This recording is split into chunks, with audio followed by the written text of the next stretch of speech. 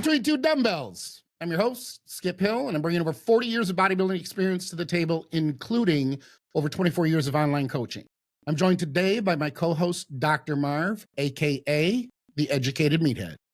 For each show, we posit a thought about a training exercise or training methodology, and then we deep dive into the minutia.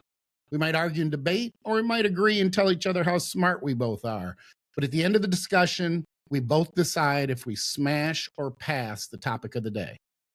Of course, we'll also be doing another segment of Intimate Time with Skip and Dr. Marv, and then we'll finish, as always, with a few listener questions, which are typically, though not always, related to a past show. Remember, every time you comment on the YouTube comment section, you'll be included in a drawing at the end of each month to receive a $150 shopping spree from EliteFTS.com. And you'll receive Dr. Marv's online bodybuilding anatomy course. The more times you respond, the better your chances of winning. We'll post the winner for the month on my Intense Muscle Instagram account, and we'll also reach out to the winner via their YouTube account. Dr. Marv, Yes, sir. I think you posit something today, do you not? Yep. So slight tweak to what we normally do, but I still think it's going to be a great conversation. Okay. So I posit that, say it's the end of the day, and you look at the clock, and shit has gone sideways, and you only got 30 to 40 minutes that instead of your normal 2 hours for the gym. I posit you still go to the gym because you still could get a wicked workout in 30 to 40 minutes. You're just going to have to modify. Horrible idea. Blasphemous. Correct. No. Yeah. Depending on who you ask, I suppose. Yep. So I've got strong opinions about it, but since I did the posit, usually the other person leads the convo. So why don't you take it and then I'll share, because I've got strategies specifically for exercise pairings or what you need to do or what you need to not do. Fair enough. I figure we'll just go down each rabbit hole. Well, I'm down with OCD. Mm-hmm. I'm not down with OPP. My wife's not here. Look, I don't train. I'm just being honest. I am black and white enough, or so much so that, look, I either have the time to train the way that I need to, or I just don't train. And I think in part, it's probably because my brain goes back to, how many times have I trained chest in 41 years? In the big picture, waiting another 12 hours doesn't matter a whole lot to me.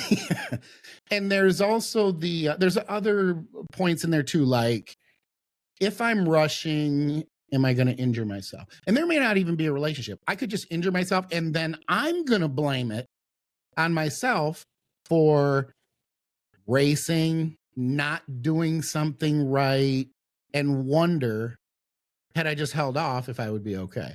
So I tend to err on the side of caution these days. I don't rush things. I don't want to rush a work. It's part of the reason that I train in a 24/7 key fob gym, because one of the worst things to me that can take the enjoyment out of a workout is racing the clock. I just despise it.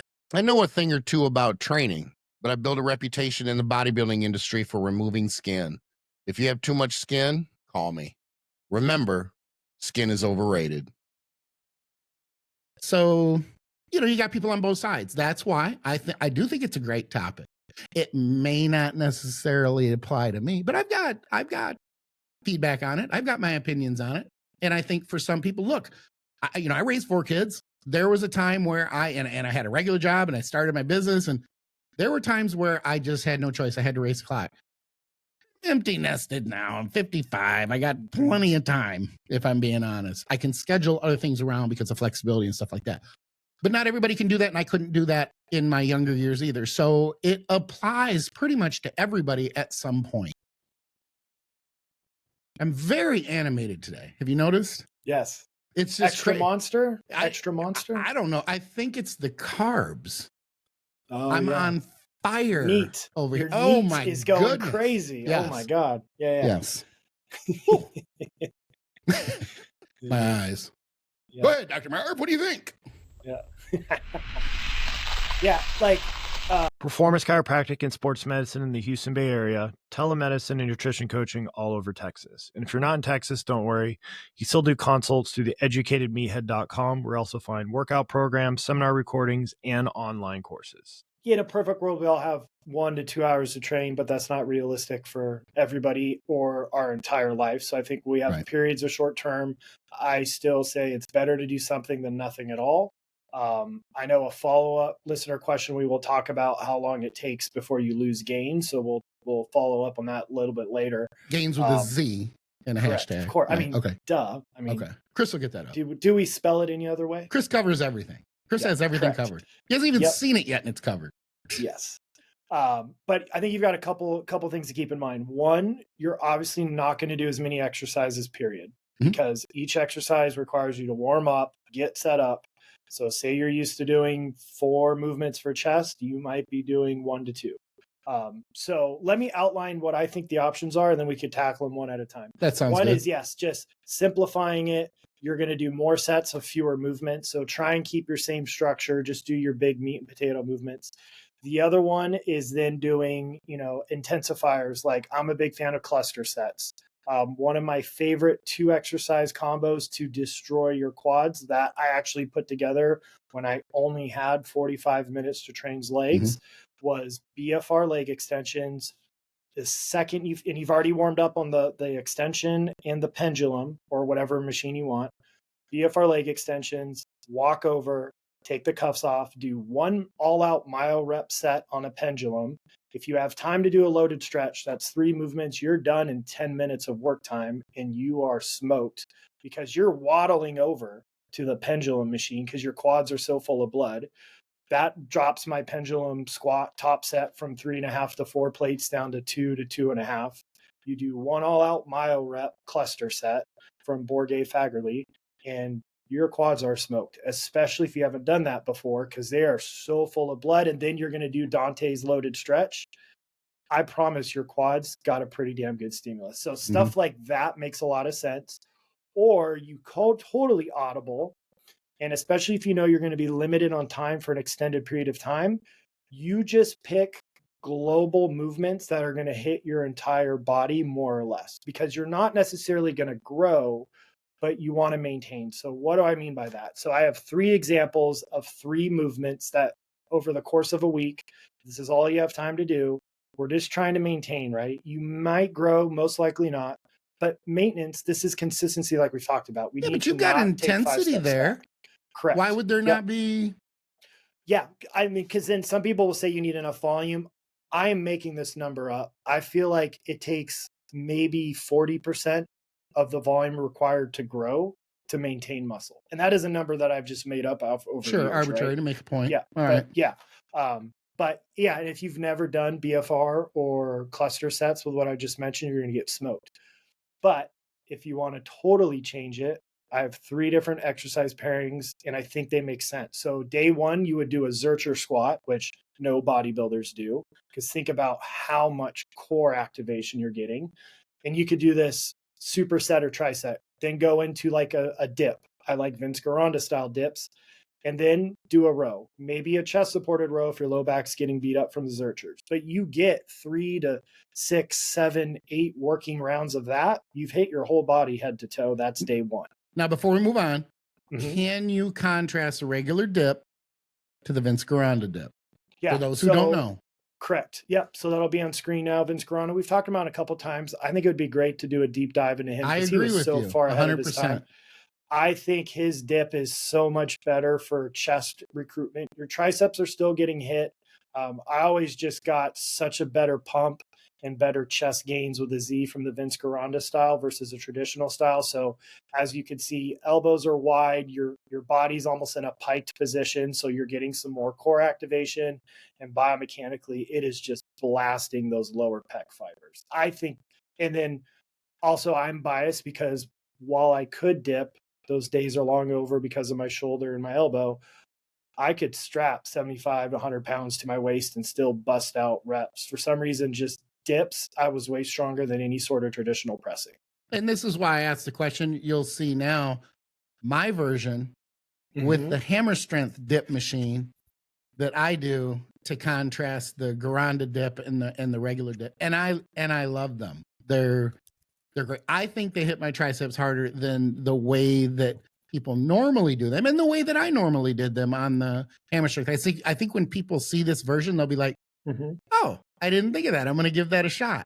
Now, my version isn't as heavy, but it hits, in my opinion, the outer head so much harder. And here's a funny little note. Not a ha-ha funny, but like a WTF funny. As I have aged, it's like I have lost size in the outer head of my tricep. I have gained it in my medial head and in my long head, of course, which is good. It's a fair trade. Yet at the same time, sometimes I look at them and I go, I had better outer tricep development when I was younger, but I think what I had was no medial head and no long head development. So it just looked like I had better outer tricep development when I was younger. So I've been trying to hit, which is funny because good luck just hitting, you know, I say just hitting. You can favor it, you know, with close grips and things like that. And I do think this, and then I'll leave this topic alone so I don't go to rabbit hole any deeper. I do think the change, especially in my training, and I think in the vast majority of people's training and tricep training over the last, let's say 10 years, has been more neutral grip dumbbell extensions. And I was one of the, I don't want to say the first, I didn't pioneer it, but I was into that movement before I introduced that movement to a lot of clients and a lot of people on intense muscle. So I think that neutral grip might take away from the outer head a little bit, if I'm being honest.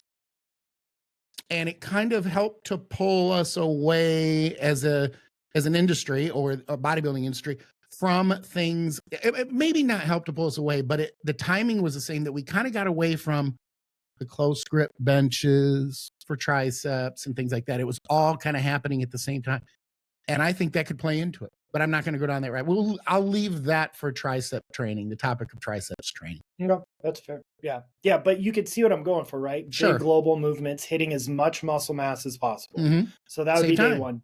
Yep. Efficiency. Day two, you could do a lunge, your favorite, do a walking lunge. Yep. Then you could do some sort of overhead press. And standing barbell military presses aren't really done in bodybuilding, but think about your entire body has to work.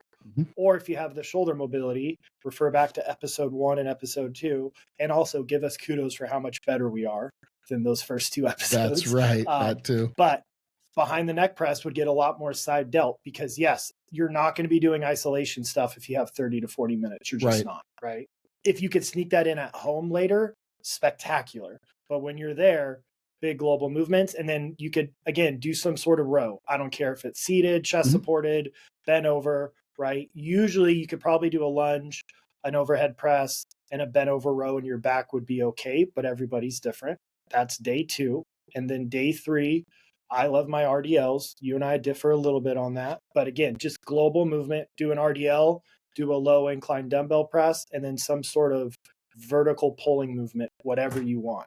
But again, you could simplify it to 3 main movements where I'm already getting a ton of core. You're already getting your arms involved one way or another. Yeah, you might be lacking a little bit of side delt if you can't do it behind the neck press. But you could, I mean, you're telling me if you push really hard, doing them tricep style, getting 5 to 6 rounds after your warm up, that's not a solid workout. Right. And that's just doing straight sets. And then, or you do what I said before, your intensifiers, right? You're trying to make it as brutal as possible. I love cluster sets. I prefer cluster sets to straight sets. I'm a scoreboard guy, like we've talked about multiple times. So that makes sense to me. And is that even when you have the time? Yeah. Okay. All right. Yeah. Right. I'm so scoreboard numbers driven. I'm uber competitive and it's a way to get it out.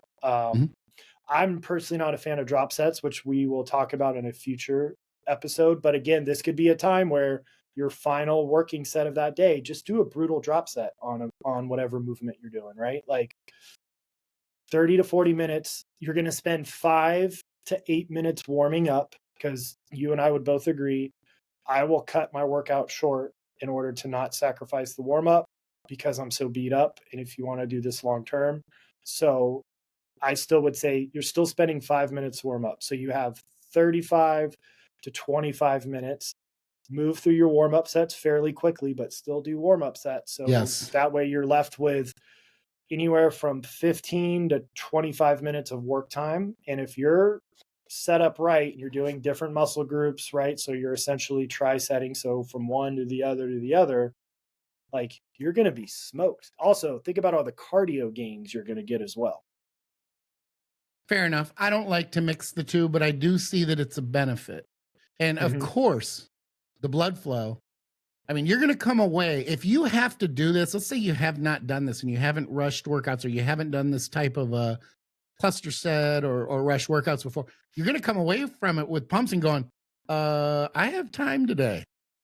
I kind of like that feeling. Like I was pretty blown last time, and you may start to venture over into the Marv side of things. I'm not going to do, look, you have your set way of, you like to challenge the numbers. I have those set ways too, which isn't good because in set ways, there's arguably complacency sometimes, or that staying in the box. So it's good that it's not only good to get out of the box, but sometimes it's good to be forced out of it because you otherwise wouldn't go out of that box. And that's where once you get out there, you go, oh, I didn't think about this. This actually works out pretty well. I want to go back to two things real quick and touch on them to get your opinions. Number one, this is during the 3-day exercise selection we're talking about. Number one, I want to add that even though I've given my opinion on RDLs in the past, the opinion is still there, but it's slightly different. As I'm getting leaner and I'm approaching this show, I got to tell you, the RDLs might be contributing to some pretty good hamstring detail that I didn't see until I was lean. I'm getting into this lean stage now at my weight. I hit about I'm in the 206s right now at about 6 weeks out. Once I get into that 205 mark, I haven't been this lean in 6-7 years. Nice. So I'm already starting to see some detail that I've not seen in years. And one of those things, my hamstrings, when I kick one hamstring back from the other side, there's a lot of detail there that was not there when I was this lean before. I was just as lean, but there's a little bit different development through the hamstring now that I did not have before. And that's not going to be from seated leg curls. And it's not going to be from lying leg curls. It arguably could be a little bit from lying leg curls because I did come back to them and I've been giving them a little more focus. But I'm telling you, matter of factly, based on where those improvements are on the hamstring, it's RDL. And I kind of laughed when I saw it. I go, oh, I'm going to have to be transparent about this. This is going to be painful. Not painful, but you know what I mean? It was kind of like okay. The other thing was, why has the overhead standing press been kind of relegated to antiquity? I don't know why. And I'm going to even add this. I even like, better than the standing overhead press is the standing push press. Because I'm a big fan of the lockout.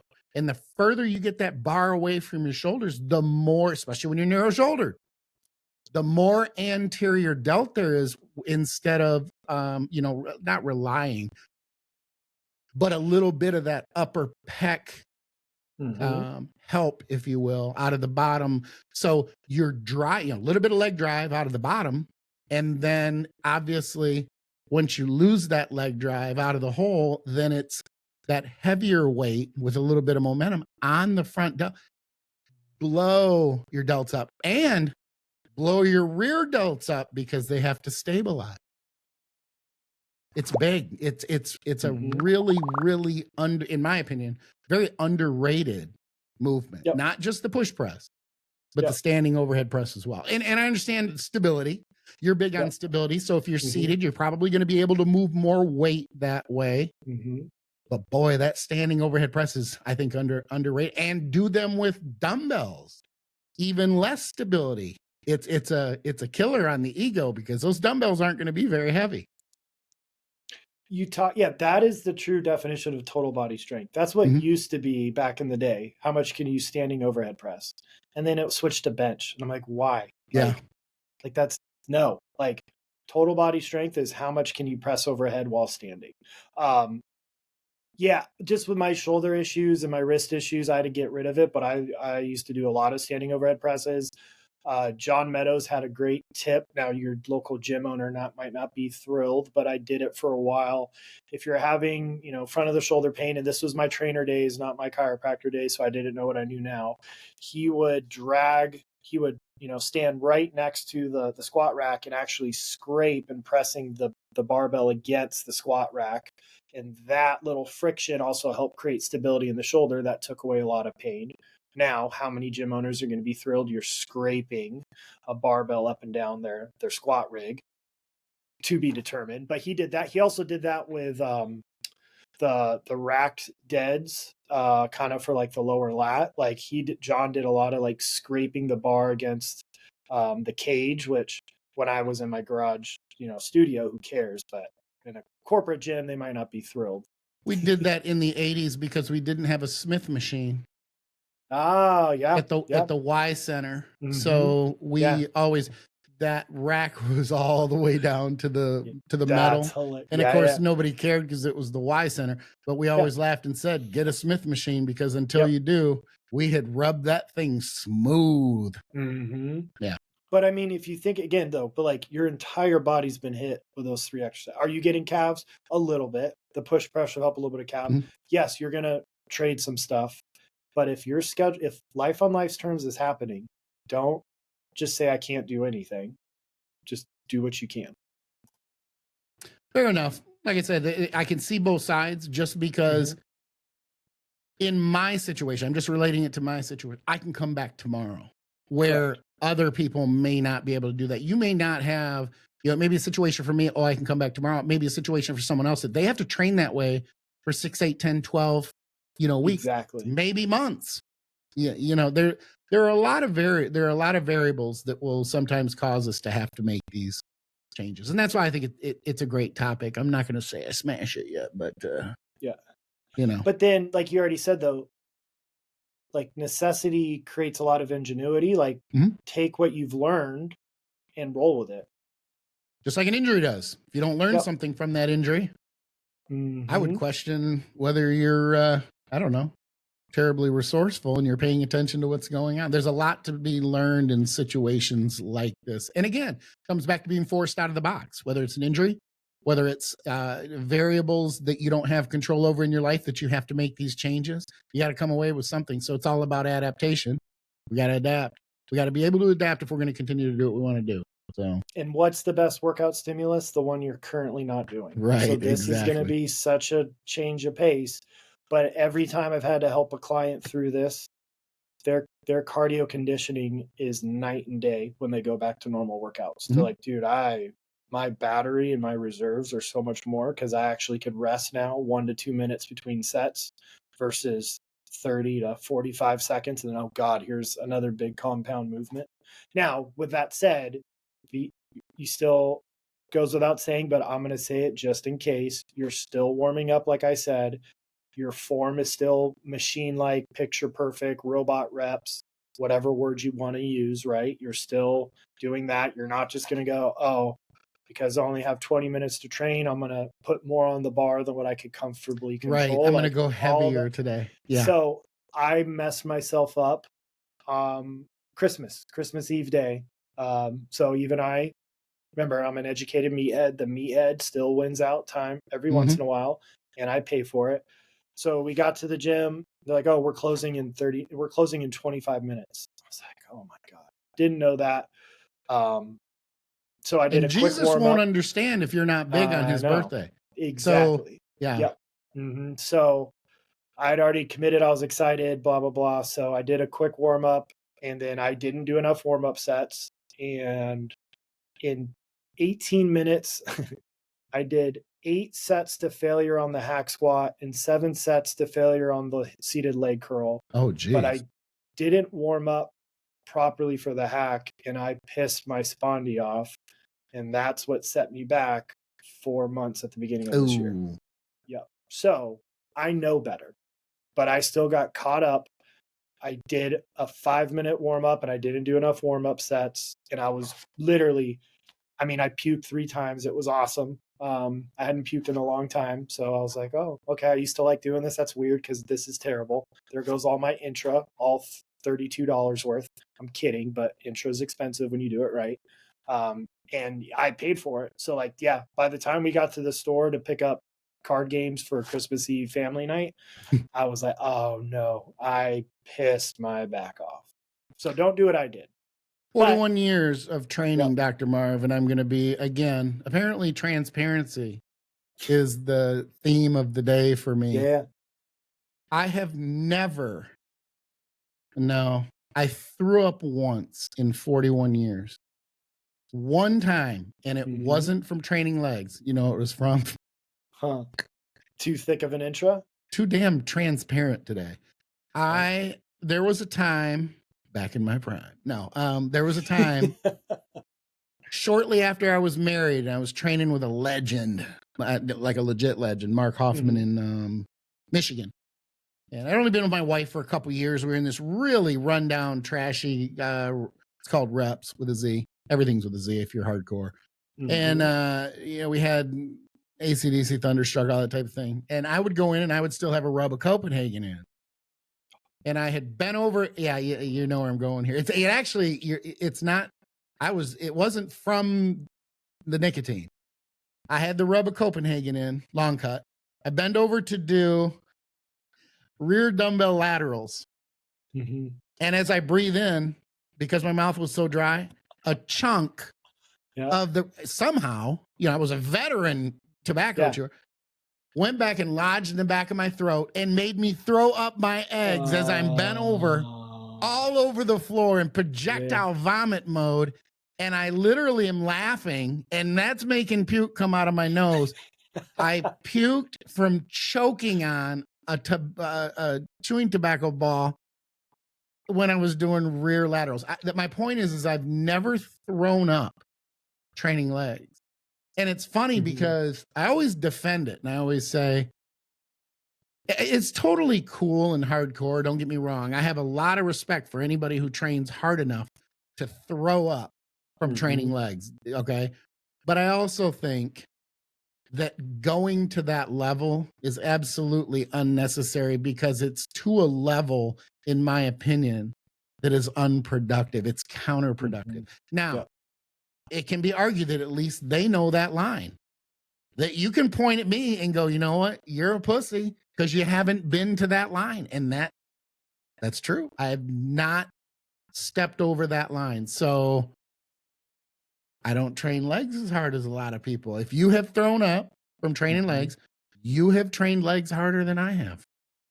That's difficult to admit because I think I train pretty hard, but I've never once thrown up in 41 years. Or you could argue your conditioning is so superior that you could train harder than everybody and still not puke. Yeah, I think most would agree that that's a justification. Even myself, you know what I mean. Part of me would like to say, I'm trying to throw you a lifesaver. Well, and part of me would like to say that I have been there, just to go, oh, okay, that's the level that I, for whatever reason, couldn't get to. Now, I have been to the point where I thought I was going to pass out during a set. I mean, I've been to some wicked places, but I've never thrown up. It's 0 thumbs up. Do not recommend. No, but no. Yeah. Now let me ask you this, because I want to go down this path. I touched on it earlier, and I understand your reasoning. You know, the 40% arbitrary number to make your point about maintaining. But I still say that if you were going to go into a phase where you had a limited amount of time, and obviously it depends on the amount of time. Okay, do you have 45 minutes? Do you have 30 minutes? Is it consistent from workout to workout? Like if you just have 35 minutes all the time, I think you could structure a workout that is intense enough. And I agree with you with the warm-ups. I don't care how much time you have. This is my perspective on it. If you can't warm up, if you feel that your warm-up is rushed or different than what it normally is, then I don't think you should train. I want to put that black and white parameter out there only because you know what it takes, or everybody should, to be warm and in a position to where you can train intensely because you're going to arguably be training more intensely with a shorter amount of time than you would if you had enough time. So I think it's equally as important, if not more so. But I'm going to say that if you have that consistent amount of time, I think you can structure a workout that you can grow from if the intensity and the efficiency is there. One more thing I want to add that I think is important too is this. When we feel like we're rushed for time, we tend to we need to remind ourselves not to rush through the sets. You can rush through the resting in between sets, but you don't want ballistic movements. And it's hard to counter that because you're like, I'm in a hurry. I always consider it, it's a cue of mine. It's like a verbal cue. I consider my intensity in the gym, and I say it to myself sometimes, controlled chaos. I don't train with emotion. A lot of people do. They get angry. They think about things that are, that have traumatized them. I mean, I used to train in high school with a guy and he would come up with some weird, and I'm like, bro, I don't want to know that much about you. Like, just use it. Okay. But I never trained with emotion. I trained with intensity, but with purpose. So I consider it controlled chaos. It's chaotic. It's intense, but it's still calculated and controlled versus entirely emotional. And I think there's a big, big difference between the two because you have control over one. And I think you're less likely to cause injury or go to a place that you otherwise should not go based on signs of telling you not to go there. Like if something hurts, a lot of people be like, oh, that hurt. Okay. But you know what? I'm good and keep going. If something hurts, I'm wrecking that bitch. I'm getting out of there and I'm going, okay. And I'm going to assess real quick. I might get right back in and everything will be fine. Maybe my knee wasn't tracking well for whatever reason. And then the next set, it's fine. But I think that we need to be careful when we're rushed to make sure that during the sets, we're not rushed. In between, yes. I think there is room for growth there, though, in progress if you structure them efficiently and optimally. Yeah, that's another reason why I like my metronome, because you can't cheat, you can't rush. But I think it's also a good exercise for people to cut out the bullshit fluff that's not serving you other than you're checking a box. So you might be shocked, man, I grew with more intensity and less volume compared to my normal 25, 30 sets of body part. And usually what happens, right? Everything goes in phases. It's high intensity, low volume. Then all of a sudden high volume, lower intensity comes and everybody grows like a weed. And then Mr. Olympia changes and we go back to high intensity. So this flip-flopping, that's, again, it's a new stimulus. You could probably make great gains. And yeah, I agree. I probably oversold you're just trying to maintain because you could probably gain, but bare minimum maintain. Yeah. And going in with that infrequent, okay, I just have X amount of time. I can appreciate the perspective. I'm going in here to maintain, to get the workout done, to get something out of it. I get it. I totally get it. If I'm asking too many questions, tell me to leave you alone so that, I'll leave you alone so you can continue down, the path of the topic. You're good. But I have this question for you about the metronome. I've wanted to ask you this before. And I understand it's preference. It's not something that I want to do. Quite frankly, I think it would take the fun out of it. But I understand that you're a black and white numbers guy.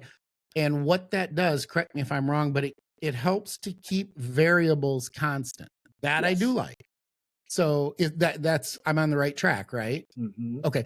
Do you always use that? Or is it something that you use either intermittently, or is it something that you just use the vast majority of the time? I just want to hear your take on it. When I am log booking every single work set, which is 80% of the year. I know it's sadistic or masochistic or whatever the correct word is. You could correct me which one I'm supposed to use. Masochistic, Yep. But I like it. Especially because, and I started doing it during my DC days. So you're doing a metronome on a Widowmaker. Oh, good God. I can't do it now. Mentally, I'm destroyed from it, like we talked about. But those were some of my most fondest memories. It's funny because with a metronome. One of the things that I have, and I love DC training, But one of my arguments against it is there's always a way to change the rep tempo, or, oh, you leave a little bit of a half inch of range of motion out. Like, there are these things you can change to get 1 or 2 extra reps, and then we count it as growth, when in reality, we've kind of cut a little corner here, we've cut a little corner here, and it adds up. Now, I will say this, you can't keep cutting corners and then keep progressing. So you might be able to cut a corner one workout, and then it catches up with you the next workout, because then you have that very same variable that you cut corners the week before, you're not able to gain from cutting that corner, that particular week. But you just eliminated with with your variable 2 things that I would argue against it, because you can't change. I do like that part of it. I just can't help but feel, and this is just me personally, man, that's and I'm a black and white kind of guy, but that just wipes that out right away. I'm like, I don't know if I can be that specific. Very few training partners like the metronome. Okay. Very few. Yeah, that makes sense. For that. And then I would so then you're going to have discipline.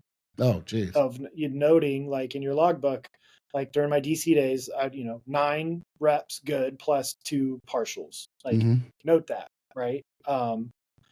And then it helps to have a good training partner who calls you on your BS and isn't just going to say, good, like that's, so you're going to have discipline. And I think that's, I can't speak for Dante, but he marketed it as, this is not for beginners. And I think that's a huge thing, is yes, the intensity, but 2, do you have the reality check of knowing, man, those last 2 reps, I totally shortchanged just to beat a number, right? And that's the evolution. Everybody that I'm aware of who did DC for an extended period of time, the evolution is DC was great. It put on a lot of size. 1, I can't do that anymore. And now I'm transitioning to as much muscle recruitment and working the target muscle versus just beating the logbook by all costs. Because ideally, you're still beating the logbook, but muscle recruitment's priority 1, right? And then that's totally different. Like how many great bodybuilders, like Nate Spear talked about, man, I got super strong and then I lowered everything by 40%, getting as much muscle activation as possible. My goal is to get back up to those numbers with activation. So the perfect example is the leg press. Are you just pressing the sled, or are you mimicking a leg extension with every action, flexing your quad as humanly as possible, as humanly hard, or whatever the words I'm trying to use, because I can't talk today for some reason. Like, you get what I'm saying, right? There is a difference of just moving the sled versus contracting that quad, still flexing the quad on the negative, pausing in the bottom. Like, that's totally different. There's another guy, goes by the name of Nick Walker, who does something. He's a very great similar. example of that. And I think arguably, if I was Nick or I was Nate and I had strength like that, it probably would be a little easier, or I might be a little more motivated to slow things down, versus the rest of us mere mortals, who we do like to put up the bigger numbers when we can. Now, I'm not a big fan of putting up numbers that I don't feel are fluid. I call them green room reps. And what that references is, if anybody's listening and they have a surfer background, the green room is when you hit the perfect wave and then there's no noise and you're just in this place where everything is just about as perfect as it can be. Everything just feels right and everything fits together. And I typically find that in a set when I'm at that 95% of the weight that I can move. I can move it and it'll look great from a mechanic standpoint. It's even, it'll look fluid, but it doesn't feel even. And sometimes it'll be the same weight that I used for the first set, but I use it for the second set. And that little bit of fatigue will make the second set essentially the green room versus the first, where it feels like, click, pop, when it's, versus this. And it's just like it's just moving itself. Like, it's so fluid. It's just so perfect. And it's funny because as long as I've been training, I don't have bad workouts. I know this sounds bad. Like, oh yeah, sure. But I think once you get to kind of an experience level where you're able to read whether you should be in the gym that day or not, your workouts are typically good. They might not be the most awesome workout but they're not bad. They're not like, oh, I didn't, I hear sometimes clients say, yeah, I haven't had a pump in 6 months. What? Like what? You don't have a pump? Yeah, I don't get a pump in my back. Like, that's weird to me. Like, you're clearly doing something wrong. Like, something's not right here. That's just not even possible. Like, that shouldn't happen. So then I question the connection and really feeling and being connected with that muscle, because you're just missing something. There's something between your brain and the connection in that muscle that is just not right, because those muscles are working under resistance. There's really no way around. You could be massively depleted and you're going to get a pump. You might not hold it for very long. It might not be a very extreme pump. There has to be blood flow there because there's contraction going on and you're using glycogen as a fuel source. So there's really no way around it. Anyway, my point just being that those workouts aren't bad, but then there's good workouts versus completely optimal like you walk out and you go, man, I killed that. Like, I just killed that. And I think that's the difference between being experienced or seasoned or a veteran of training and really knowing how to read. I went in last Saturday. I double cardio every day. When it gets late into the week, I get very depleted. I'm 6 weeks out. And I went to bed Friday night, Saturday morning. I was laying there for about 3 hours. Got up, couldn't sleep. Still had double cardio on the last workout of the week. And it was horrible. The entire day just sucked. My life sucked, but I knew I had to get it done. I got to the gym and I literally pretended on the way to the gym, because I was going at the same time I always do. And I started training my brain, just basically saying, this is any other day. It's just any other day. You're not tired. You don't have double cardio. You're not depleted. Go in, side delts, arms. Don't hit it easy. Hit it like you would normally hit it, unless there are signs that say you shouldn't. I had one of the best shoulder and arm workouts I've had in weeks. It was great. So some of that too is mindset. And that, again, is what can separate someone who is not just a beginner, but an intermediate versus someone who understands that you do have more control from a mindset standpoint than you think you do. But you have to be seasoned enough to be able to essentially control it or trick yourself into believing and understanding, yeah, this can be done. So then I still had cardio when I got home, and it felt like later that night, it felt like I had cinder blocks on, but boy, did I sleep well that next night. That's the hardest part, is especially what I see people get wrong with progressive overload.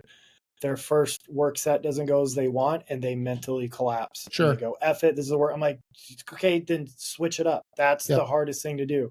Then maybe you don't look at your logbook and you just go for muscle engagement or switch things up, or you're allowed to say, hey, this isn't, I did my warm up.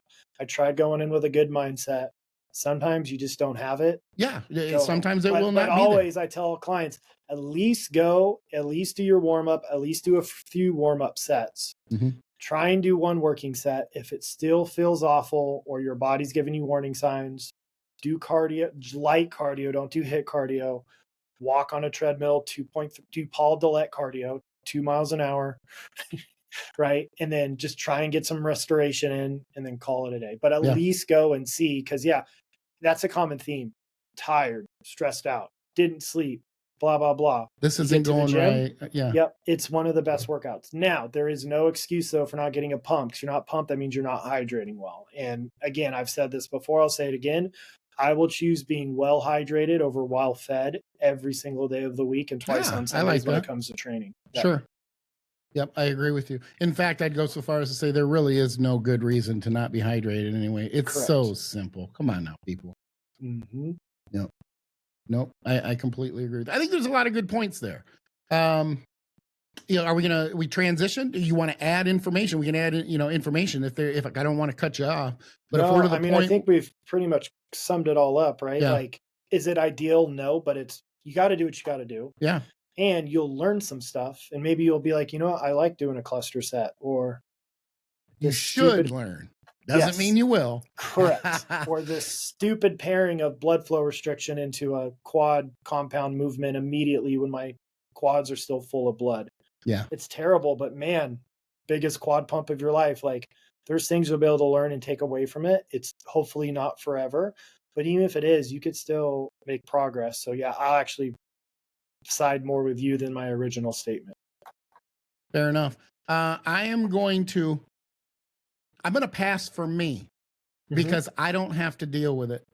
And if I did, it would be literally for a day. So I'm going to pass on it for me, but I just think that it's the concept and the topic is worthy of a smash because I don't have to go back too many years to be raising 4 kids and have a much more chaotic life than I do now, and know that there were times where that still needed to be done. And I recognize, because of clients and friends, there are plenty of people who will be on occasion or sometimes for 2, 3, 4 months where that has to happen or nothing is going to happen. So in a situation like that, it is an absolute smash. But I will still add that I think if it's structured correctly and planned well, I do think you can progress. I think you agree as well. I think there are factors in there that dictate whether you will be able to progress or if it's something that you want to kind of approach it as a maintaining, a mode of maintenance. So I think we're on the same page there, but I'm going to pass for me, but I'm going to smash the topic itself because I think it has merit. Yeah. And no big surprise, I'm smashing because this is my life right now. And I had neglected training and I said, screw it. Even if it's only 35, 40 minutes, I'm going to do something. So, and totally let me add smash. this for the listeners. And that is this, even if you're maintaining, let's just say you're not even maintaining 100%. You're like, I just don't know if I want, there is a therapeutic component in training that when you do something consistently and you're familiar with it, and that's part of what you do, not doing it, you miss out on that you time and that kind of respite or reprieve from all the stress that you're dealing with outside of the gym anyway. So at least when you're in there, you might think, oh, it's still on my brain. It's not on your brain like it is when you're driving. It's not on your brain when you're at home and you're dealing with the stress with your wife or your partner or your kids or whatever, money problems or job problems or whatever the issue is. You'll get at least a little bit of a break in the gym. And I have always said that there is a hugely underrated therapeutic component to training for people who that is their norm. Yeah. Word. And there's stuff behind the scenes that nobody knows, Skip knows. And I was like, I finally started training again. And you're like, about freaking time. And my mood is 100 times better. Yeah. Right? And it's hard to make that transition sometimes. You just get in that rut and you're like, you know what? F this, F that. Like, I'm just going to sit here. Yep. But most of us, we get to the point where we go, well, this is enough's kind of sad. Enough. Yeah. Correct. And, thankfully, I think a lot of us, not everybody, but I know I'm fortunate. I've been married for 33 years. My wife's awesome. There was a time a couple of years ago where I was really throwing a pity party and I had some legit stuff. She's usually 100% of the time, 99% of the time, she's incredibly supportive and that's, but she came out of the room and I was talking and she cut me off, which never happened. Not because she's weak. The girl's, she's strong as hell. There's no way I'd be married to someone who was weak or submissive. It can't happen. And it's why it's lasted 33 years and will last forever. But she literally cut me off and said, matter of factly, not shitty or just, how long are you going to throw this poor you party? And I was like, oh, bitch, what? Like, I didn't say it, but in my brain, I was like, oh, bitch, no, you didn't. And I literally looked at her and I couldn't even like I knew it. She was right. Like, God, this is really, really pathetic. But it took her saying that to tell me what I already knew to actually hear it and go, damn, okay. All right. When my initial reaction was like, oh, no, you didn't. Yep. You did not just say that to me. Truth, in your face. And sometimes that's just the case. We may not need our partner to say it. We already know it, but it takes that minute to pull yourself up and go, okay, I got to do something. Yep. Because the only thing I get when I sit on the pity pot for an extended period of time is a ring around my ass. And it's, I was enough is enough was last week. I said enough's enough. I'm getting back. I'm only going to be able to go, tomorrow I'm only going to have an hour total, including driving to the gym from my office, warming up, driving home. But that's still an hour that is non-negotiable. So I'll maybe get 40 minutes in the gym. That's fine. It's better than nothing. The sweet music of love, we can no longer... Let's transition to intimate time. I got some questions for you, Dr. Marv. All right. Not related to bodybuilding, 10 of them. And I have changed the way I've come up with these questions.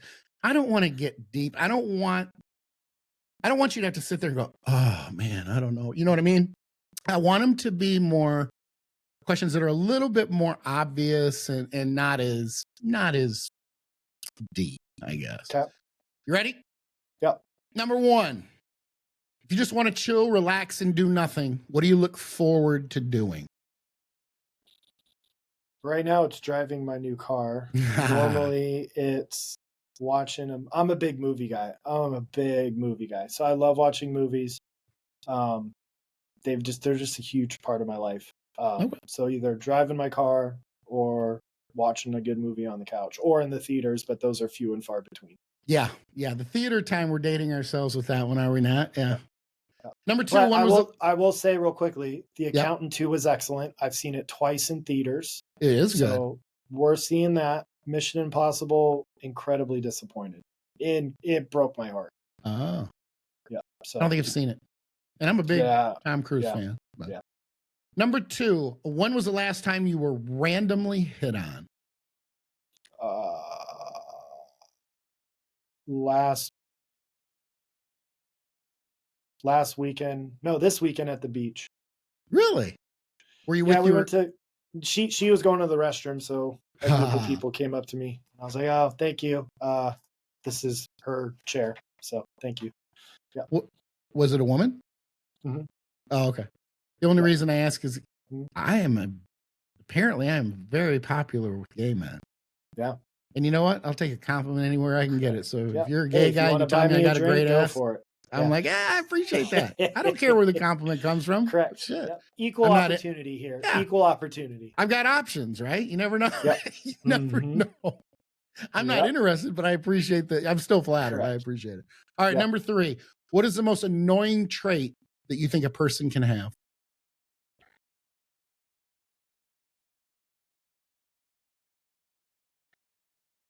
Well, that one backfired on me. I thought it'd be easy.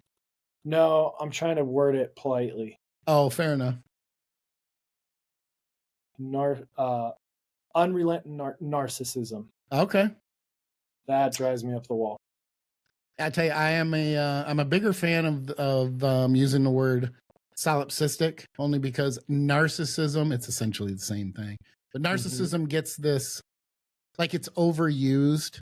So people kind of tend to tune it out. You know what I mean? Yeah. So I've switched it to you're either a solipsist or you're solipsistic, but it's the same thing. I'm with you there. I agree with you. Number 4, name one thing you wore as a teenager that you thought was cool, but it was actually lame as hell. And not now, but it was lame then, and you didn't know it. Oh, man.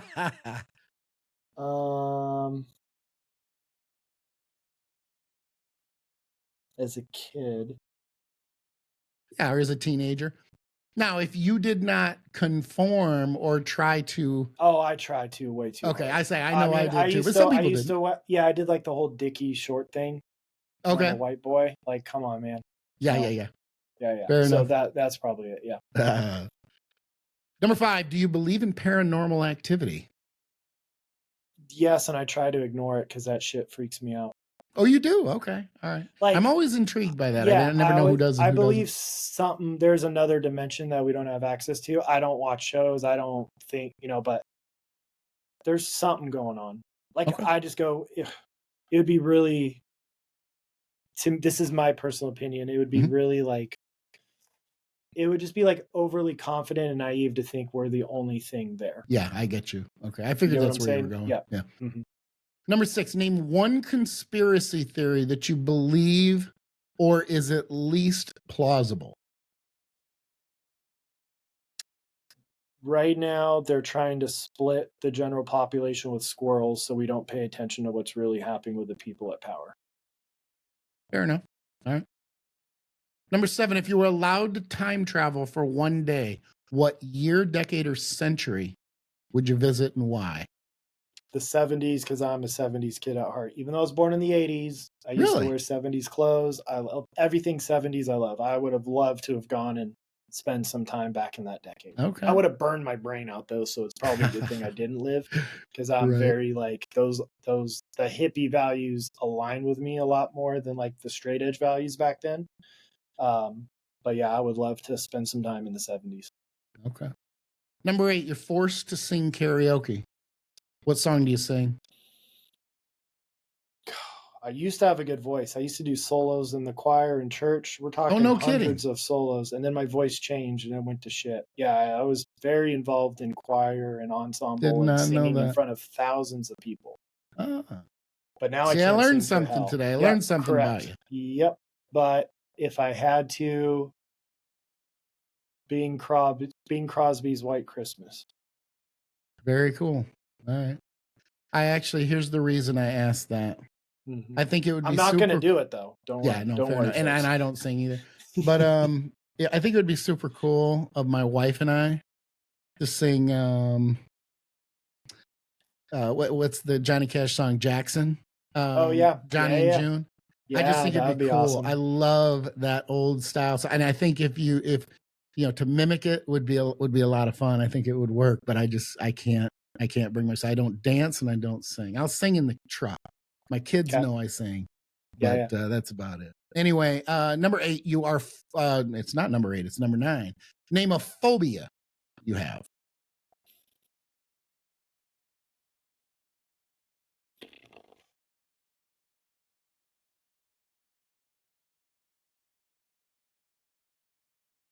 Fear of 10 questions. During Yeah, interview. right.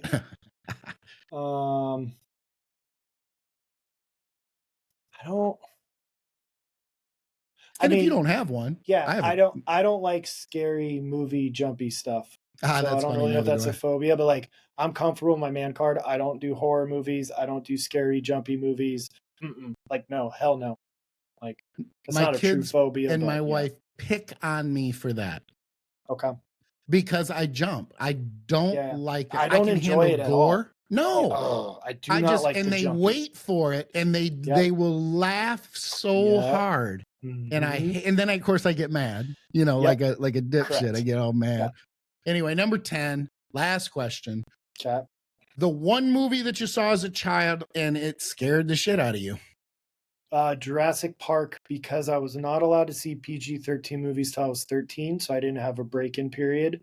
So the velociraptors in that kitchen kept me up for a week. No kidding. Okay. And now watching it, I'm like, that's the most unrealistic thing ever. But as a 13-year-old kid, he finally got to watch his first PG-13. Holy hell, I did not sleep for a week. That's funny. Okay. Dinosaurs. Wow. Yep. Good stuff. Mhm. All right. That'll take us, we'll segue into, you have the questions, I think. Listener Yep. questions. This is from, oh God, Devil 5HLY Grim 972. Is there any way to blend myofibrillar and sarcoplasmic training together to get the best of both worlds? Okay. Well, you asked it, so I guess I'll go first. It wouldn't, Mhm. I guess it wouldn't work if you ask it and answer it first. Mhm. Um, Because I could go over what everything is. Okay. Because I'm going to say that, I mean, combining it into one set, well, we'll need to. Basically, the Cliff Notes version is and correct me if you see it differently than this, but sarcoplasmic hypertrophy is essentially, I consider it along the lines of glycogen, insulin. You're maximizing the size of the cellular fluid in a sense, or the ability to maintain, fullness and size, versus myofibrillar hypertrophy, which is essentially technically building more or thicker muscle tissue. So what's funny is I understand why they separate them, but at the end of the day, a visual is a visual. So, but I can see how, there is clearly a difference, and it is related in part to training, because you can see a different look with, people who don't train as heavy. I don't think it's a conditioning issue. Let me rephrase that. A lot of people will mistake the difference as a conditioning issue. You see someone who's grainy and lean, they're like, oh, he, trains heavy and hard. That doesn't have anything to do. That has to do with collagen in the skin. It has to deal with leanness, a lot of other factors.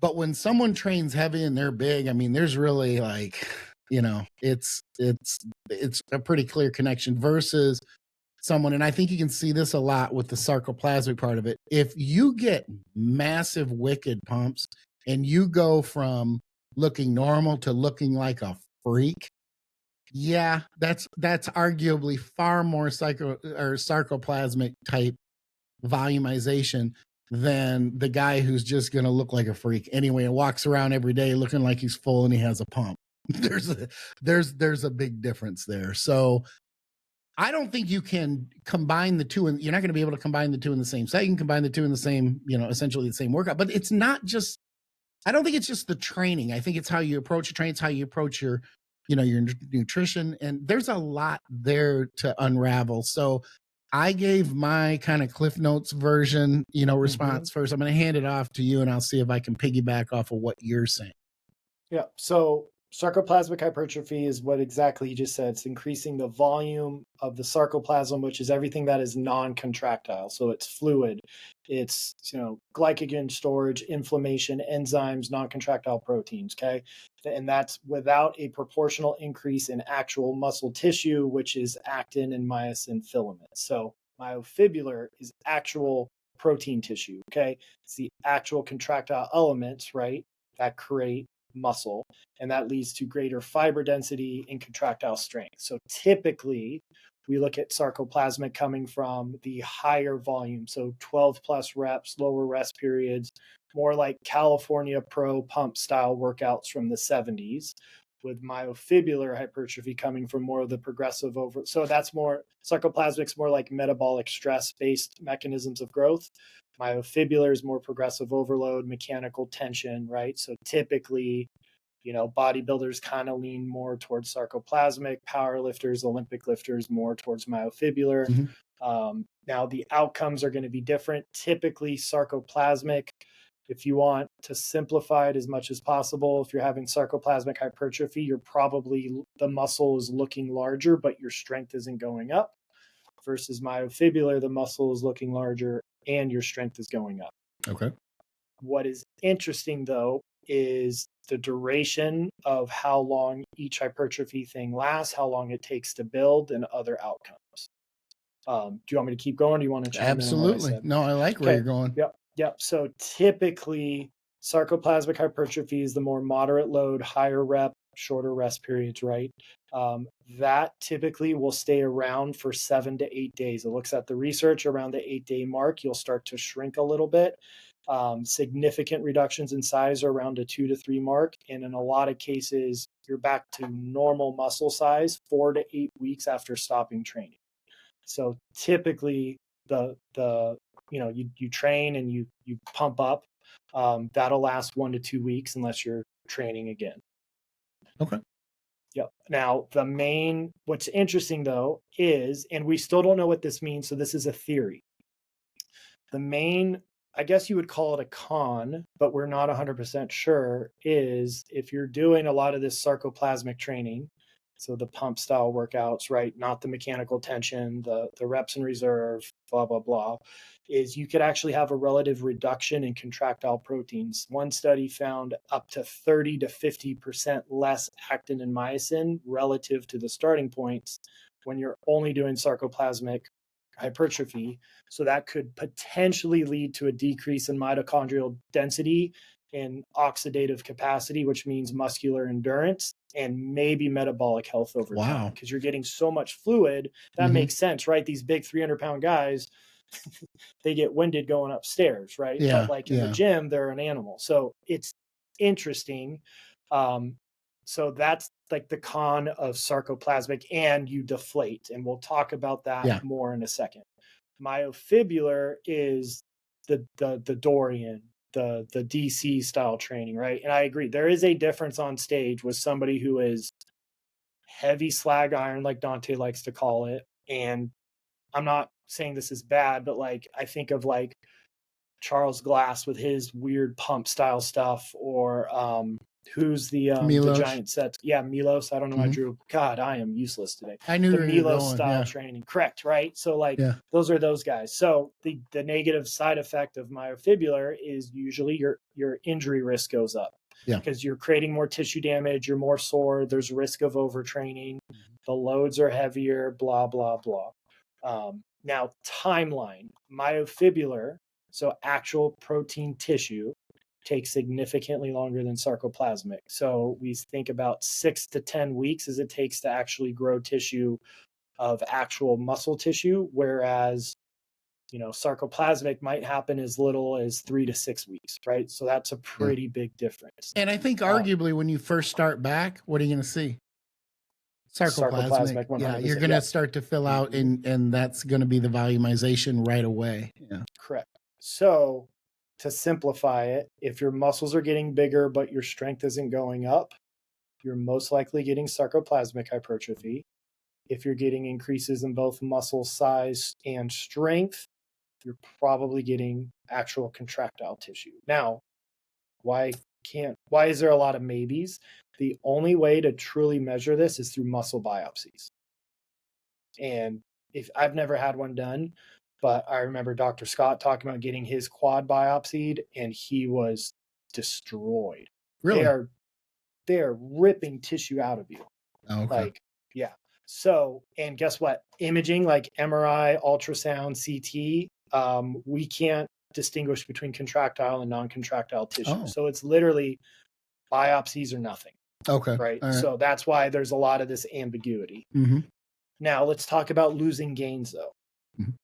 because that's what people are worried about, losing gains with a Z. So we talked about how, and there's a lot of people misunderstand this. So I actually have a couple important physical traits that I want to hopefully put some people at ease, and then we'll talk about myofibrillar versus sarcoplasmic muscle loss. Say you go to zero training. This is a summary. You'll lose maximal speed in about 5 days. You'll lose strength endurance in about 15 days. Glycolytic endurance, which is more what we do in the gym, in 18 days. Maximal strength we'll start losing in 30 days. Aerobic endurance you'll start losing in 30 days. In terms of our physical appearance, why you deflate on vacation or time off, even if you are a myofibrillar style trainer, you're still going to have some sarcoplasmic most likely, is around the 7 days. Remember I said the research says sarcoplasmic hypertrophy maintains pretty well for 8 days and there's a sharp drop off. Around 7 days, you're not having the stimulus to super compensate with glycogen. So you're going to start just naturally holding around 20% less glycogen. And people always forget, glycogen is stored carbohydrate. The key word is hydrate. For every 1 unit of carbohydrate, or it would be glycogen would be the proper term that your body stores in muscle tissue, 3 units of water come with it. So not only do you have less glycogen, you have less inflammation from training, you're holding less water, blah, blah, blah. So that's why you deflate. But that is fluid in the muscle cell, not actual contractile tissue. Right. And then people make these. So whenever people say, oh, I put on 30 pounds of muscle in 4 weeks, it's all sarcoplasmic water. The best example, I cannot repeat it, but I normally don't call people out, but I am not a fan of that clown Dr. Tony Huge. Like, I don't think anybody is. And he did these documentaries of, oh, look at this kid put on 32 pounds of muscle in 5 weeks. Yeah. And then he told that to Lee Priest. Just look up Lee Priest's answer. It was on a National Geographic show. I think it's called Trafficked. Just look up Lee Priest's answer. It was awesome. I can't repeat it because it is not PC or appropriate. But Is it Lee was the ever ultimate- PC or correct. appropriate? So Yeah. if you say Lee Priest, you probably can't quote it very often. Right. But right. it was the ultimate mic drop. So Yeah. that's where you deflate, but don't worry, it's mostly fluid. Now, what happens to actual contractile tissue? Because some really smart people, I'm not going to call names out, but I was listening to somebody who's, I think, incredibly intelligent. He even misunderstood this. He said, oh, in 2 to 3 days, you start losing tissue. That is true if the muscle is denervated, meaning you've lost nervous system input, like the nerve's been cut, or it's immobilized. So long as you're living day-to-day life, it's not going to be 2 to 3 days that you start losing actual contractile tissue, right? Day-to-day life is still enough of a stimulus. Plus, you still have muscle protein synthesis ramped up from previous training sessions, blah, blah, blah.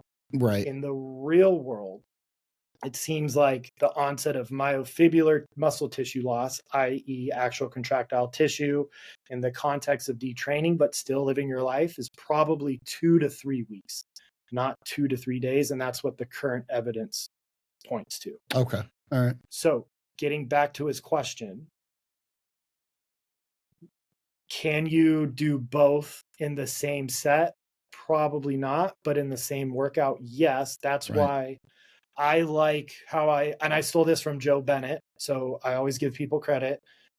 Here's my meat and potatoes, progressive overload, mechanical tension. Here's my fun shit. Here's my finishers, my pump set. So then you're getting both in the same training stimulus. Yep. I think that's the best way to do it. Or you have Dr. Scott Stevenson's fortitude training, where he has muscle rounds and loading sets for your myofibrillar, and then he has your pump sets for your sarcoplasmic. Like, my only gripe with fortitude is, for me, with how beat up I am, his full body days take me 2.5 to 3 hours because it takes me so long to warm up. But the structure of it, of having mechanical tension, progressive overload, beat the logbook, and then your California Pro, have fun, go ham, get as much blood in, it's brilliant. I just take so damn long to warm up. That's on me. That's not on him. But I do think what looks better on stage, it's personal preference. I love the disgusting grainy hard muscle from heavy training versus the balloon stuff. Flex Wheeler's the best example. How many stories have you heard? I saw Flex Wheeler. He didn't look like much, and then he started pumping up, and I watched him put on 50 pounds on his frame. Yeah. Yep. And I think and I've that's a very talked good long example enough. Yeah. of that type of physique. No question. And I think too, visually, when you see someone who is walking around, I think I touched on this earlier in my initial response, you see someone who's walking around, they just look jacked and pumped all the time.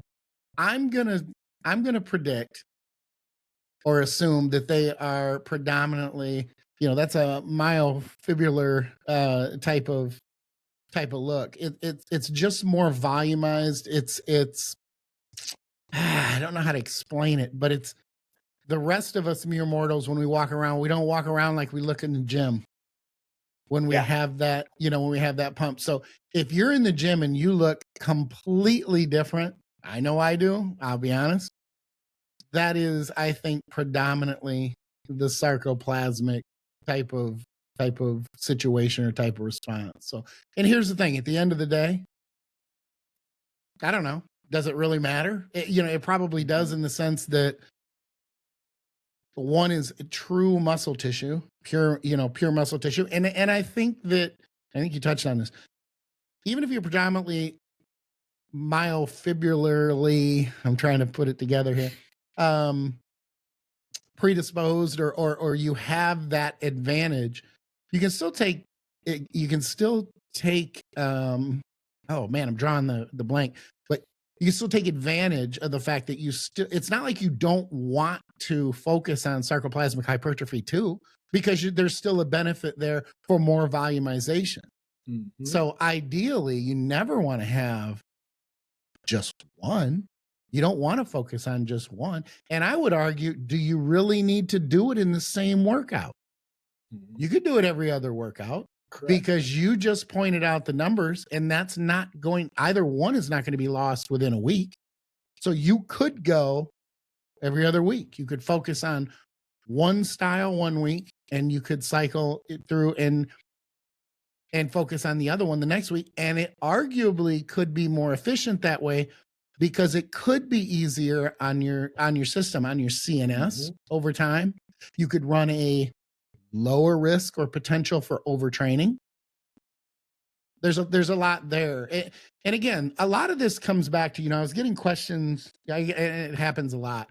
I'm one of those guys who, if you message me or DM me, I'm probably going to answer your question. I may not do it in a terribly timely fashion, but if I have time, I'll respond. Sometimes I'll respond with an audio file, and you don't even, I've never spoken to you before, but I like to do that. I like to help if someone reaches out for my opinion. There's going to come a day where nobody will care about my opinion. And in the meantime, I do like to help if I have the time. But sometimes when I get these questions, I think to myself, you're ahead of yourself. You're boggling your mind, and you're creating chaos in your head when you need to be patient and just assess the feedback. You're asking me what you essentially already know, but you're kind of being impatient. And I don't want to pick on anybody, but there was something about skip loading that came up today that made me feel this way. He told me what he did. He told me about the skip load, and this is only Monday. And he skip loaded over the weekend, and he's trying to guess what's going to happen for the week. And I told him 3 different times, all you have to do is assess at the end of the week whether you have progressed or not, and adjust from there. But I had to say it 3 different times before I finally said, you're asking questions that the only thing I'm doing, you're asking me to assess the feedback when all you have to do is assess the feedback. There's nothing else to do. Like, I can't give you a black and white answer right now on Monday when you don't even know what that feedback is. So sometimes people are asking the questions that they want answers for, but you can't give that to them because you have to wait to see what the feedback is, when all they have to do is wait for the feedback and assess, and they won't even have to ask the question. So a lot of it, I think they want the answer, but the answer is there if they wait and they're patient and they're able to assess the feedback. If people could assess the feedback accurately, they wouldn't need to ask anybody any question. Now, I'm not saying don't reach out to me. I'm not saying that it bothers me. All I'm saying is I'm trying to be helpful by giving you the answer of, get to the point where you are patient enough to be able to assess and analyze the feedback, and there's your answer. Yeah, I think we talked about it. When I got to my all-time best end of last year, 1 week was my metronome cluster set progressive overload. The next week was pump style sets, because I should be doing more pump style training, but it is nails on a chalkboard to me. So that was my happy medium of, I'm still doing the stuff that I enjoy, but I'm doing the stuff that I should be transitioning to. And I'm a small guy naturally. When I started training, I weighed all of 155 pounds at 22 years old. So it's not like I was 15 years old. I was pretty developed. And I'm not a pro bodybuilder, but I finally hit 247 with abs last year at the December, right? And that was my training. 1 week was the myofibrillar, 1 week was the sarcoplasmic. And I actually had fun with it, because even though I didn't enjoy the sarcoplasmic, I was like, yeah, but I'm doing something different. And guess what? Next week, I'm going to be so much stronger and my joints aren't going to hurt as bad. So I could go crazy. And then I just mess around trying to invent new movements and novel uses of machines, getting funky with it, like Dante and Dr. Right. Scott talk about. And it was a great happy medium to where, yeah, I don't work one-on-one. I have workout programs. I put a couple up and people are having the same results of like, holy shit, I'm growing, but my joints don't hurt. I don't have the burnout. I'm not having to deload as frequently, right? Because you can only do myofibrillar progressive overload so long until you deload. And if you're the person who goes, oh, I don't need to deload, either you're not training hard enough or you have no idea Right. how far behind you are. And again, fatigue is this big buzzword. Unless you are advanced, you've been training for 8 to 10 years. This is just an opinion. don't worry about fatigue. Right? I mean, obviously, like if you're not sleeping, you're burnt out, your joints are hurting, your strength's going down. Yeah. But there's this obsession with it. And I'm like, the whole goal is to provide a stimulus that your body wasn't ready to meet. So it comes back bigger, faster, stronger. Right. Case closed. Well, and sometimes people will make that adjustment after only a couple weeks because they're like, oh, my body can't handle it. Your body is still adapting. It's Yep. trying to adjust. So if you pull the plug too soon, you're Mhm. not going to adjust and you're going to go right back to what you were doing before. Okay, so at least so- give it time to see and assess, like we were just talking about, to be able to get that feedback to see if the body is in that mode of changing to be able to adjust and adapt and move forward. Takes a So minute. You got to be patient. Yeah, tangent question. How long do you think somebody should do a specific training block for then? Like, You know, master everybody's a cycles, little bit whatever different. I'm going to word, give yeah. a minimum. How about that? Yes, I do yeah, that's not. what I would like. Yeah. I don't think you should make a change. I don't think you should. I think you should stick with what you're doing for a minimum of 6 weeks. And I know that some people will think, oh, that's a little short. But there are times where, okay, after 6 weeks, you should be able to have a pretty accurate read after 6 weeks. If your body is not beginning to adapt to something after 6 weeks, I would start to ask those questions. Doesn't necessarily mean that you need to change it, but you need to be asking the hard questions of, okay, should I be going? I think anything less than that, unless it's just completely over the top, like you have just gone into a cut phase and you cut 1,500 calories and you've doubled your volume and increased your frequency. If you're doing something crazy, that's completely different. If you're making normal changes to a training program, increasing or decreasing calories, 6 weeks is a pretty good amount of time, I think. You go longer than that or no? Yeah, I prefer longer. Okay. All right. 8 to 10 weeks minimum, and I'd rather a training cycle last 16 to 20 weeks. And Well, even then 8 to 10, I change mean, it that's up. only two Yeah. more. Correct. So, I mean, Yeah, but we're like that- kind but of in that's- the, Correct. That's the bare minimum. I prefer somebody to run a training routine 2 rotations in a row and then switch. If you need a deload in the middle, that's fine. But Okay. the whole 6-week program to program hop, I'm like, you're just now starting to get into the groove of things and you're going to switch it up again. yeah, but let me just be clear though. I'm not saying that after 6 weeks, you should be able to say, oh, definitively, this is successful or unsuccessful. What I'm saying is you should have a pretty good read at the 6 weeks. Okay. I get what you're saying. That's Yeah, more, okay. that's what I'm saying. Okay. Yeah. Yeah. Not Yeah. definitively like, oh man, like I have to make a decision right now. Yeah. Just that feedback should be pretty good at that point to give you a good idea if you're trending in the direction that you're trying to head in. Okay. I gotcha. Yeah. I could live with that. I'm glad that you said that now because I otherwise I think if I didn't clarify, Yeah. that may have sent the wrong message. So I appreciate that. But yeah. Oh, good deal. I think, Good. I think we covered it quite yeah. well and more in depth. That's why I said I thought it would be a great topic too, but I think we covered it. We had the time and we were able to Mhm. kind of dig into it enough to be able to give a pretty in-depth response. And I like the information you came up with. Some of that I was unfamiliar, especially the time frame and that Mhm. sort of thing. That's it's always funny. How long have I been doing this? And I still say, look, and I've made the mistake in the past of saying, oh, you're going to hire the student or you're going to hire the teacher. You want to hire the person who's both, because there should be no teacher who is still not a student. Correct. And when And- I can pick up something from you, that's always a good feeling because it reminds me, and it should remind a lot of people who've been in their kind of field of we'll call it expertise, but what they are focusing. If you're not still picking up information and knowledge and learning things, you're probably going to want to step aside and let those people come up who are still willing to learn, because no one has learned everything and no one knows everything that's going on. So I like Amen. that. Yeah. That's good stuff. Good stuff. And I need to put the caveat, this is not studied in enhanced bodybuilders who are 50 pounds over their genetic limit. Sure. So take that with a grain of salt. Mhm. It has to be said. But you typically aren't losing as quickly as you would think. Right. Now, visually, yes, it could be, it could be 10, 15 Oh, pounds. even in our brains. We're on Correct. vacation for 3 days and we think we've Yep. lost half of our gains. Yep. But then It's- that's when you bring your cheap BFR cuffs, shameless plug, hit my bio link for my Amazon list. You do BFR, then you go out to the beach in Cozumel and you're going to be all sorts of pumped with sarcoplasmic everything. That's funny. I'm gonna go on record and say that I probably would have done that in my earlier years.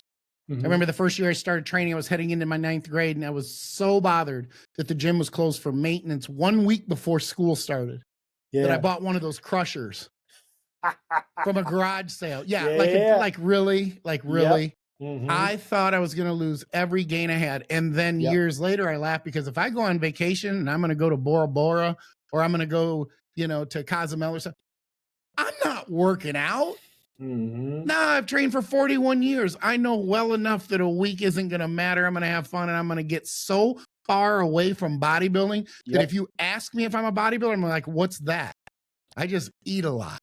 Yeah. That's all. I picked my parents really well and I just eat donuts and cookies. I don't know what you're talking about. Yep. Anyway, on that note, I'm going to take us out, Dr. Marv. Sounds good. We got to get to getting. This is Skip and Dr. Marv splitting. If you enjoyed the show, be sure to like, subscribe, share, and ring the bell. It should sound a little something like this.